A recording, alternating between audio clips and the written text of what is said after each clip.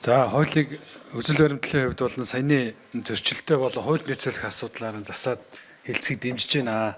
Энэ бас яралтай шийдэхгүй бол энд бүрдсэн одоо баг хамт олон за нийгмийн сэтгэл зүй энэ одоо юуны хувьд бол бас хугацаа алдах гэдэг бас юм асуудал байгаа гэж би харж байгаа. За хоёрдугаар бас эрүүл мэндийн даатгалын үндэсний зөвлөлд байхдаа элэг шилжүүлэн суулгах одоо эргэтэн шилжүүлэх дээр бол 100% эрүүл мэндийн даатгалаас дай гэдгийг оруулж өгсөн. Тийм учраас бол цаашлаад бол одоо харин гэхдээ үүнийг бас зөв зүйтэй зарцуулах давхар хяналтын нийх гэдэг бол зайлшгүй шаардлага бол байна гэж. За хоёрдугаарх нь бол гадагшаа гарч байгаа энэ валютын орсголдоос их эргээр нөлөөлөх талаас нь бас би хараасаа гэж бодож чинь зардал талаас нь.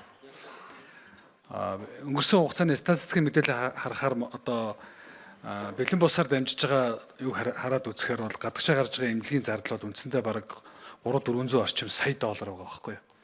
Тийм учраас Монголдо одоо нийт эрхтэн ихэнх нь бол эд эрхтнийг шилжүүлэн суулгах, Монгол дэмжлэх боломжгүй гэдэг үүднээс бол бидний хувьд бол өөр өөрсдийнхээ эмч мэрэгчлэнүүдтэй итгээд за тэднийгээ бол эрх зүйн болон одоо бусад эрсдлээс хамгаалаад хууль эрх зүйн орчингийн орчин үеийн техник технологи за нийгмийн сэтгэл зүйдэнд тааруулж одоо шийдэх юм бол зайлшгүй шаардлагатай. Тийм учраас бол одоо хуулийн төслийг бол бас одоо дэмжиж байна.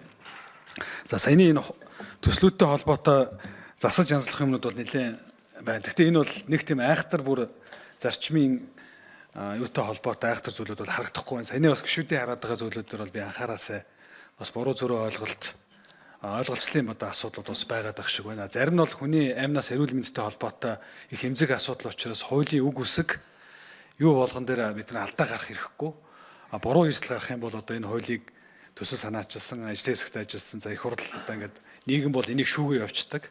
Тийм учраас манай эмч эмнэлгийн мэрэгчлэнүүд ажилтнууд бол бас энэ тал дээр бол яг бодит энэ юу дээр бол ажилласаа гэж бодож байна. Тэгээ хууль өргөн баригдахаар бас энэ чиглэлийн мэрэгчлэнүүдтэй болон олон нийтийн хэлцүүлгийг бид нар бас хийх юм бол юм шаардлагатай хийгээд явуучвал бас зарим нэгэн зүйлүүд бол засагдаад ойлголцол бас хийгдэж явах болов уу гэж бодож байна.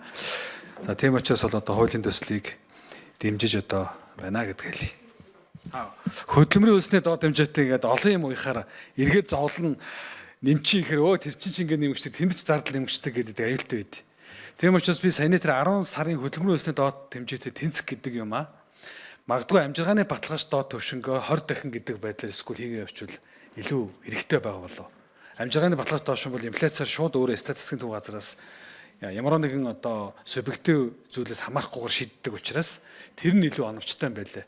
Тэгвэл бас нэг тэгийг холбоод өгчвөл засгийн газрын зардлууч давхар давхар өсөө явчихдаг байхгүй. Тэгэхээр тий. За